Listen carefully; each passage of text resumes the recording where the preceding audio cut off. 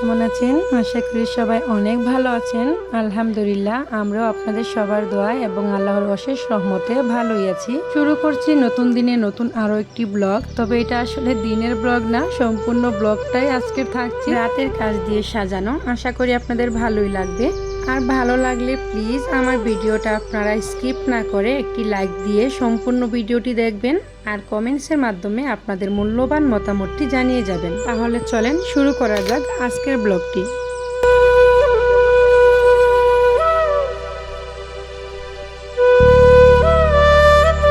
দেখতেই তো পাচ্ছেন আমার কলিজার হাজবেন্ড আজকে আমার জন্য আবারও রান্না করতেছে। প্রতিদিনই রান্না করে বলা যায় ইদারিং, কেননা আমার মেয়েদেরকে নিয়ে আমার তো একটু বেশি কষ্ট হয়ে যায়। আর ছোট মেয়েটা হয়েছেও ফাজিল, ও আসলে আমাকে ছাড়া কিচ্ছু বোঝে না, বাবার কোলেও খুব একটা বেশি থাকে না, তো বেশিরভাগ কাজই ওর বাবাকে এসে আমাকে হেল্প করতে হয় শুধুমাত্র তারই মেয়ের জন্য।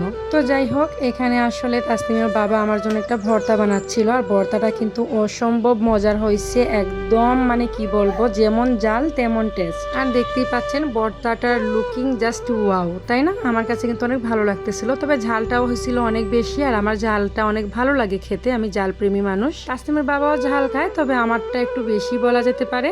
তারপরে এই তো মাছের ডিম আমি একটু রান্না করে নিলাম, মানে একটু সুন্দর করে এটাকে ভেজে নিলাম। মাছের ডিমটা এরকম ভেজে খেলে অনেক ভালো লাগে।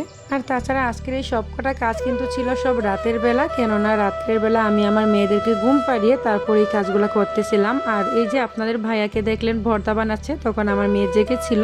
তারপর আমার মেয়েকে ঘুম পাড়িয়ে আমি মাছের ডিমটা রান্না করে নিলাম, আর এদিক দিয়ে কাপড় ভিজিয়ে রেখে দিয়েছিলাম। কাপড়গুলো আমি এদিক দিয়ে আসলে প্রতিদিন রাত্রের বেলাই ধুই, দিনের বেলা ধোয়াটা আমার খুব একটা আমি সময় পাই না, সুযোগ পাই না। জানি না আজকের ব্লগটা আপনাদের কাছে কেমন লাগবে। আজকের ব্লগটাতে আসলে তেমন কিছুই না, বাট টুকিটাকি যেগুলো আছে না, যে আমার কাছে কিন্তু আসলে এগুলো টুকিটাকি না, অনেক কষ্ট হচ্ছিল যখন আমি করতেছিলাম, তাও আবার রাত্রের 1টা-2টার সময়। চোখে অনেক ঘুম আর শরীরে ক্লান্তি, এগুলো নিয়ে আমি এই সব কটা কাজ করতেছিলাম শুধুমাত্র দিনের বেলা মেয়েদেরকে যাতে আমার কান্না করিয়ে কাজ না করতে হয় সেই জন্য। অনেকেই কিন্তু আমাকে বলে আমি এখানে বাসায় থাকি তাও আবার আমার নিজের রেস্টুরেন্ট আছে, তো আমার আবার কিসের কষ্ট, আমি তো রেস্টুরেন্ট থেকে রান্না করা জিনিস এনে খেয়ে ফেলি। আর 2টা সন্তান আছে আমার, তাদেরকে তো ওরা এসে সামলে দেয়, বুঝেন না? আসলে বিষয়টা হচ্ছে কি, অনেক মানুষই আছে, আমি তাদের নাম নিব না, বাট তারা আমাকে বলে যে আমি বাসা বাড়িতে থাকি, আমার নাকি কোনো কাজ নেই, মাত্র 2টা বাচ্চাকে নিয়ে থাকি, আর বাচ্চাদের সামলানোর তো তেমন কিছুই না, তাই না? আর আশ্চর্যের বিষয় হচ্ছে এইটা, যারা আমাকে এই কথাগুলা বলে তারা কিন্তু নিজেরাও একটা সন্তানের মা, কেউ কেউ একজন, কেউ কেউ দুজন, কেউ কেউ তিনজন সন্তানের মা, তারপরও তারা এসে আমাকে এই কথাগুলা বলে কোন বিবেকে আর কোন আন্তাজে তারাই জানে। আজকে হয়তো বুঝতেই পারছেন আমার ভয়েসটা একটু অন্যরকম যাচ্ছে, গলাটা একটু ঠান্ডা লাগছে, আসলে ওয়েদার চেঞ্জ হচ্ছে তো এই তো এদিক দিয়ে আমি কাপড়গুলা ভিজিয়ে রাখছিলাম, আর এই অনেকগুলা কাপড় আসলে খুব বেশি স্কিপ করিনি, একটু মানে স্পিড বাড়িয়ে দিছিলাম। তো এখানে অনেকগুলা কাপড় আছে, কিছু কিছু ক্যামেরায় নিচ্ছি, কিছু কিছু নেইনি, এরকম আসলে। তো সব কাজকর্ম সব কিছু তো আর ক্যামেরার সামনে তুলে ধরা সম্ভব হয় না, কেননা অনেক বেশি লং হয়ে যায় ভিডিওটা, এত বেশি লং ভিডিও সবাই দেখতে চাইবে না। আর তার চেয়েও বড় কথা হলো বাচ্চাদেরকে নিয়ে ক্যামেরা করে মানে ভিডিও করে এত সুন্দর করে গুছিয়ে গাছিয়ে কিন্তু কাজ করা যায় না। দেখেন আমিও কিন্তু একটা সময় ছিল খুবই পরিপাটি, এখনও পরিপাটি না যে তা না, তবে হয় না যে একটা সময় পরে গিয়ে একটু হলেও কিন্তু আপনার সব কিছু এলোমেলো হয়ে যায়। সন্তান জন্মের পর স্পেশালি, আমি জানি না কার কাছে কেমন, বাট আমার তো আমার বাচ্চারা স্পেশালি যখন আমি 2 সন্তানের মা এখন, মানে আমি তো 3 সন্তানের মা আলহামদুলিল্লাহ, বাট আমার কাছে আছে তো 2জন, তো এই 2জনকে নিয়ে আমি একটু হিমশিম খেয়ে যাই। তাসনিম যখন একা ছিল তখন খুব একটা এত বেশি প্যারা লাগতো না। তো যাই হোক, আমি আসলে তাদের নাম নিতে চাই না, তবে আমি তাদের বিষয় তারা যখন আমাকে এই কথাগুলো বলে তখন আমার আসলে অনেক কষ্ট লাগে, আর কষ্ট লাগাটা স্বাভাবিক। যারা কিনা এগুলা বলে তারা কিন্তু খুব বেশি পর না, আবার পর না বললেও ভুল হয়ে যাবে, কারণ শ্বশুর বাড়ির সবাই যে আপন হবে সেরকম কিন্তু আসলে বিষয়টা না। তো যাই হোক, মানে আমি বুঝতে পারি না যে মানুষ কেন একজনকে আরেকজন এরকম ট্রোল করে যে সারাদিন বাসায় থাকো, বাসা বাড়িতে মানে গ্রামের মধ্যেই শুধু সবাই কাজ করে, বাসা বাড়িতে যারা থাকে তাদের কোনো কাজ নেই, তাদের কাপড় চোপড় ধুইতে হয় না, তাদেরকে রান্না করতে হয় না, তাদেরকে রান্না রেডি করতে হয় না, কাটাকুটি করতে হয় না, মানে ঘর দরজা পরিষ্কার করতে হয় না, নিজেদের একটা যত্ন আছে সেগুলো করতে হয় না। আমার যে বাচ্চা কাচ্চা আছে তাদেরকে তো মানে গোসল করাতে হয় না, তেল মাখাতে হয় না, কাপড় চোপড় চেঞ্জ করাতে হয় না, মানে বাচ্চাদের যে একটা প্যারা আছে ওইগুলো তো নিতে হয় না, এইসব কটা নিতে হয় শুধু গ্রামের মানুষদের।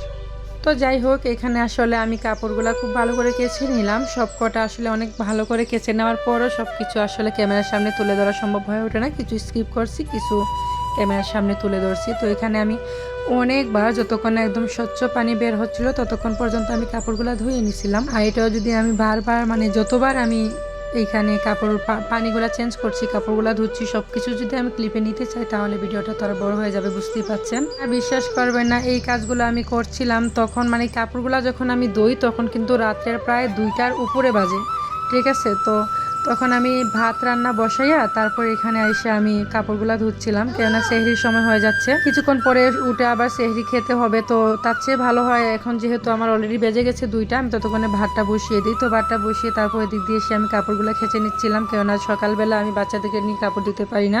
পাশে আন্টি বলে ও প্রত্যেক দিন রাত্রের বেলা কাপড় দেয়, বাচ্চার তো ঠান্ডা লাগবে, তোমার নিজেরও ঠান্ডা লাগবে। আসলে আন্টিকে কে বোঝাবে যে আমি রাত্রের বেলা যদি কাজগুলো করি না তুই দিনের বেলা আমার মেয়েকে কান্না করিয়ে এই কাজগুলা করা সম্ভব হয় না। অনেক মায়েরা আছে কিন্তু মানে বাচ্চাকে কাঁদিয়ে তারপর কাজ করে, আমিও যে করি না তা কিন্তু না। আমার তাসলিমকে কিন্তু আমি একটুও কাঁদিয়ে কাজ করাতাম না। ও যখন ঘুমাতো ও কিন্তু দিনের বেলা অনেকটা সময় ঘুমাইতো, তো আমি ওই সময় কাজটা সেরে ফেলতাম। আর আমার তাসনিয়া ও দিনের বেলা ঘুমায় না এরকমটা বললেই চলে, মাঝে মধ্যে 5-10 মিনিট ঘুমায়। আর এইটুকু সময়ের মধ্যে আমার কোনো কিছুই করা সম্ভব হয়ে ওঠে না। মাঝে মধ্যে যদি বেশি সময় ঘুমায়ও তারপর আমার তাসনিম গিয়ে তুলে ফেলে, মানে বোনকে ওই সময়, বোনের জন্য আদর ওই সময় আমার মেয়ের মানে বেড়ে যায়। তো যখন ঘুমায় তখন গিয়ে অনেক বেশি আদর করে, আর আদর করতে করতে একদম ঘুম থেকেই তুলে ফেলে। তো যাই হোক, এদিক দিয়ে আমি কাপড় চোপড়গুলো আসলে কেচে সুন্দর করে ধুয়ে নিলাম। ধুয়ে এদিক দিয়ে আসলে কিছু টুকটাক ধোয়ার জন্য থালাবাটি ছিল, এগুলার আমি ভিডিওতে নেইনি, ভিডিওটা অনেক বড় হবে তাই জন্য। তো এগুলো আসলে একটু গুছিয়ে রেখে দিচ্ছিলাম। এদিক দিয়ে ভাত বসাই যে রাখছিলাম সেটারও এসে আমি মাঠটা গেলে নিছিলাম, তবে সেটা ভিডিওতে নেইনি। তারপর এই যে দেখেন আমার ঘরের কি অবস্থা। তবে এই না যে আমি এটা রাত্রের বেলা একবারই আমি ঘরটাকে পরিষ্কার করতেছি, বিষয়টা আসলে এরকম মোটেও না। আমার বাচ্চাদের ঘুম পাড়াইছি তখন তো কাপড় ধুইতে কিন্তু মানে কাপড় ধুইতে রাত্রের 2:30টার উপরে হয়ে গেছে। তারপর ভাবলাম দেখেন আমার পায়ে কিন্তু কাপড় চোপড় অনেকটা ভিজেও গেছে। তো এই যে এখানে আমার মেয়ে মুড়ি, কেক, খেলনা টেলনা সব কিছু দিয়ে কিন্তু একদম অবস্থা অনেক খারাপ করে রাখছিল। সারাটা দিন আমার এই মানে এইগুলা করতে করতেই যায়। দিনের মধ্যে কতবার যে আমাকে ঘর ঝাড়ু দিতে হয় আর কতবার যে ঘরটাকে আমার মুছতে হয়, ক্লিন করতে হয় একমাত্র আমি জানি। তারপর আমার কিছু কিছু বান্ধবীরা আমাকে বলে যে সারাটা দিন বাসার মধ্যে আমি কি করি। আমার সেই বান্ধবীগুলাকে আমার না কান ধরে আইনা দেখাইতে ইচ্ছে করে যে বান্ধবীরা দেখো আমি সারাটা দিন কি করি। তো যাই হোক, তাসলিমের বাবা বলে ওইসব মানুষের কথা তুমি কানে নিও না, তুমি কি করো না করো সেটা তুমি জানো, আমি জানি। তাদেরকে আমাদের জবাবদিহি করার কোনো প্রয়োজন নেই। তারা কারা? তারা গ্রামের মানুষ, আমরা নিজেরাও কিন্তু গ্রামের মানুষ। আমরা যে কিন্তু শহরের মানুষ এমনটা না, আমরা গ্রামের মানুষ, আমরা গ্রামটাকে অনেক ভালোবাসি। তবে গ্রামটা যতটা না শান্তির ততটাই কিন্তু কষ্টের। দেখেন আমরা যে এখানে বাসা নিয়ে থাকতেছি, যেহেতু আমার হাজব্যান্ড এখানে বিজনেস করে সেই সূত্রে আমাকে এখানে বাসা নিয়ে থাকতে হচ্ছে, তা না হলে আমি গ্রামেই থাকতাম। তো যে আমরা যেখানে বাসা নিয়ে থাকতেছি এখানে কিন্তু কারোর সাথে কারো কোনো মানে সমস্যা হচ্ছে না, কোনো রকমের ঝগড়া নেই, কোনো রকমের কোনো কিছু কোনো কমপ্লিকেশন নেই। হ্যাঁ, তো গ্রামের মধ্যে এরকমটা বেশি হয়, একজন আরেকজনকে সুখ দেখতে পায় না জলে।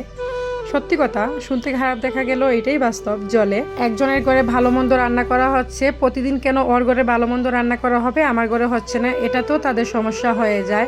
মানে একটু যদি আপনাদের সাথে একটু কথা কাটাকাটি হয়, যেটা আপনি করছেন সেটা দিয়েও আপনাকে খোঁটা দেবে, যেটা আপনি করেন নাই সেটা দিয়েও আপনাকে খোঁটা দেবে।